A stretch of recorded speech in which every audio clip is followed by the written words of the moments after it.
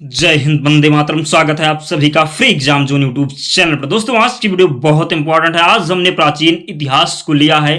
प्राचीन इतिहास की बात करें हम तो इतिहास को 3 खंडों में बांटा गया। कितने खंडों में? 3 खंडों में बांटा गया। पहले की बात करें प्रागैतिहासिक काल, सेकंड है आद्य ऐतिहासिक काल और थर्ड है ऐतिहासिक काल। सर्वप्रथम हम प्रागैतिहासिक काल को देखते हैं, तो आप लोग वीडियो को लास्ट तक जरूर देखना। इतिहास का वह समय जिसमें मानव लिखना पढ़ना नहीं जानता था, इसकी जानकारी केवल पुरातात्विक साक्ष्य से मिलती है। इसके अंतर्गत पाषाण काल को रखते हैं। अब हम पाषाण काल को देखते हैं। वह समय जब मानव पत्थर के औजार एवं हथियार को उपयोग करता था, पाषाण काल कहलाता था। आपसे प्रश्न पूछा जाता है, पाषाण काल किसे कहते थे?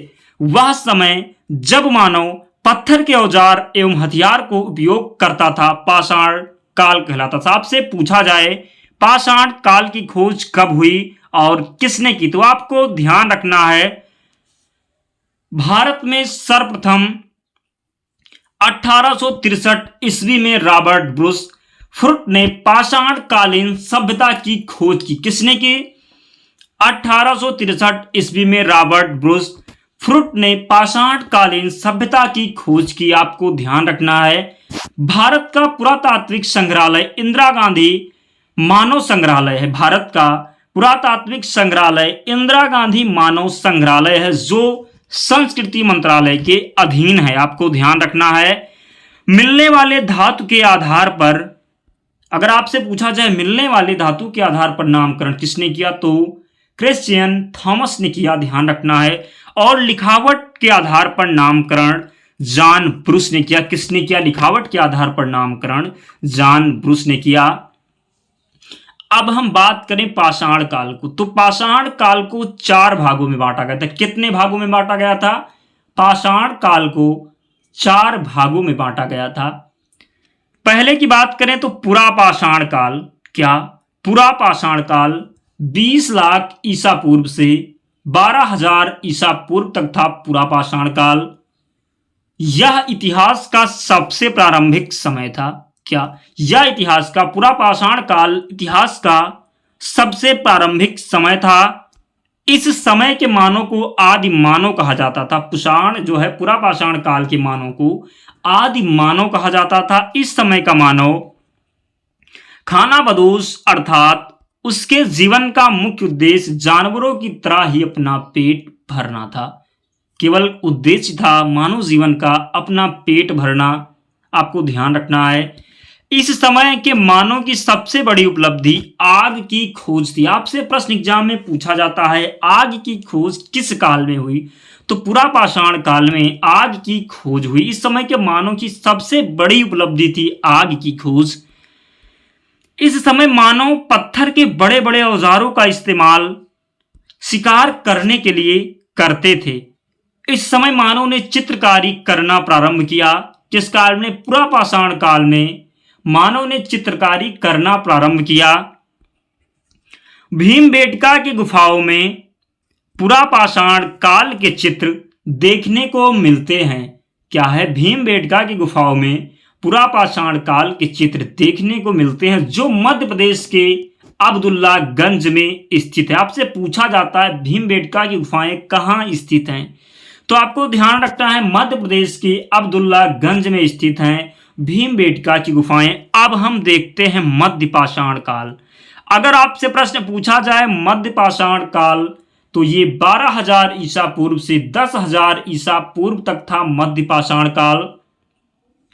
इस काल के बारे में सर्वप्रथम जानकारी करसाइल ने 1867 ईस्वी में दिया था। अगर आपसे प्रश्न पूछा जाए मध्य पाषाण काल की जानकारी सर्वप्रथम किसके द्वारा दिया गया था, तो करसाइल के द्वारा 1867 ईस्वी में दिया गया था। आपको ध्यान रखना। अगला पॉइंट देखें, यह पुरा पाषाण काल के बाद का काल था। इस समय मानव के हथियार छोटे आकार के थे, इसलिए इन्हें माइक्रोलिथ कहते थे। इस समय के मानव का सबसे प्रमुख कार्य अंतिम संस्कार कार्यक्रम था। अगला पॉइंट, इस काल में मानव ने अस्थिपंजर का सबसे पहले अवशेष प्रतापगढ़ यूपी के सराय नाहर तथा महदहा नामक स्थान से प्राप्त किया। आपसे प्रश्न पूछा जाता है, इसी काल में मानव ने अस्थिपंजर का सबसे पहले अवशेष प्रतापगढ़ यूपी के सराय नाहर तथा महदहा नामक स्थान से किया था, तो आपको ध्यान रखना है। अब हम देखते हैं नव या उत्तर पाषाण काल। नव या उत्तर पाषाण काल 10,000 ईसा पूर्व से 3,000 ईसा पूर्व तक था। नव या उत्तर पाषाण काल, इस काल के बारे में सर्वप्रथम जानकारी सर जॉन लुबाक ने 1865 ईस्वी में प्रस्तुत की। किसने प्रस्तुत की? सर जॉन लुबाक ने 1865 ईस्वी में नव या उत्तर पाषाण काल की जानकारी प्रस्तुत की। आपको ध्यान रखना है, इस काल में मानव ने अस्थायी आवास बना लिया था, साथ ही कृषि तथा पशुपालन भी प्रारंभ कर दिया था। मानव ने इस काल में पहिया तथा मनका की खोज की थी। पहिए की खोज इसी काल में हुई थी, तो आपको ध्यान रखना है। कर्नाटक के मैसूर के पास संगड़ कल्लू नामक नवपाषाण कालीन पुरास्थल से राख के टीले प्राप्त हुए। पशुपालन का साक्ष्य भारत में आमदगढ़ एमपी तथा बागौर राजस्थान से प्राप्त हुए। कहां से? पशुपालन का साक्ष्य भारत में आमदगढ़ एमपी तथा बागौर राजस्थान से प्राप्त हुए। आपको ध्यान रखना है। अब हम ताम्रपाषाण काल को देखते हैं। किसे? ताम्रपाषाण काल को अब हम देखते हैं। यह पाषाण काल का अंतिम समय था। ताम्रपाषाण काल जो है पाषाण काल का अंतिम समय था। इस समय तांबे की खोज हुई थी। तांबे की खोज इस समय हुई थी, जिस कारण औद्योगिकरण शुरू हो गया। इसी औद्योगिकरण का विकसित रूप सिंधु सभ्यता में देखने को मिलता है। नौदा टोली मध्य प्रदेश का एक महत्वपूर्ण ताम्रपाषाणिक पुरास्थल है। नौदा टोली मध्य प्रदेश का एक महत्वपूर्ण ताम्रपाषाणिक पुरास्थल है। मानव द्वारा खोजी गई पहली धातु तांबा थी। यह भी आपको ध्यान रखना है, मानव द्वारा खोजी गई पहली धातु तांबा थी। कई बार प्रश्न एग्जाम में पूछा गया है, तो आपको ध्यान रखना। अब हम महत्वपूर्ण प्रश्न देखते हैं, तो आप लोग वीडियो को अंत तक जरूर देखना। सर्वप्रथम हम पहला प्रश्न देखते हैं, इतिहास का जनक किसे कहा जाता है? कई बार प्रश्न एग्जाम में बना है, इतिहास का जनक किसे कहा जाता है? पहला ऑप्शन है हेरोडोटस, अरस्तु, रॉबर्ट हुक, अलेक्जेंडर कनिंघम। तो आपको ध्यान रखना, इतिहास का जनक हेरोडोटस को कहा जाता है। कई बार प्रश्न एग्जाम में बना है, तो आपको ध्यान रखना है, इतिहास का जनक हेरोडोटस को कहा जाता है। नेक्स्ट क्वेश्चन है, भारतीय पुरातत्व का पिता किसे कहा जाता है? भारतीय पुरातत्व का पिता किसे कहा जाता है? हेरोडोटस। तो हेरोडोटस तो आपको पहले ही हमने बताया, इतिहास के जनक अरस्तु, रॉबर्ट हुक, कनिंघम। तो कनिंघम को भारतीय पुरातत्व का पिता कहा जाता है। आपको ध्यान रखना है। मानव द्वारा पाला गया प्रथम जानवर कौन सा था? तो सबको पता होगा, मानव द्वारा पाला गया प्रथम जानवर था कुत्ता। कुत्ता मानव द्वारा पाला गया प्रथम जानवर था।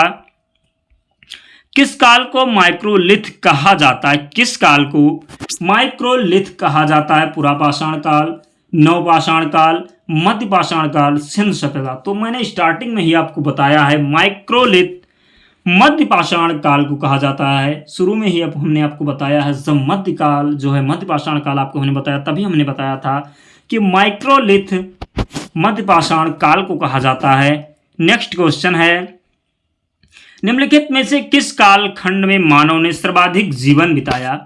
निम्नलिखित में से किस काल खंड में मानव ने सर्वाधिक जीवन बिताया? तो पुरापाषाण काल खंड में मानव ने सर्वाधिक जीवन बिताया। आपको ध्यान रखना है। मानव द्वारा खोजी गई सबसे पहली धातु कौन सी थी? तो मानव द्वारा खोजी गई, स्टार्टिंग में हमने आपको बताया है, मानव द्वारा खोजी गई जो है सबसे पहली धातु तांबा थी। कई बार प्रश्न एग्जाम में बना है, तो आपको ध्यान रखना है, मानव द्वारा खोजी गई जो है पहली धातु तांबा थी।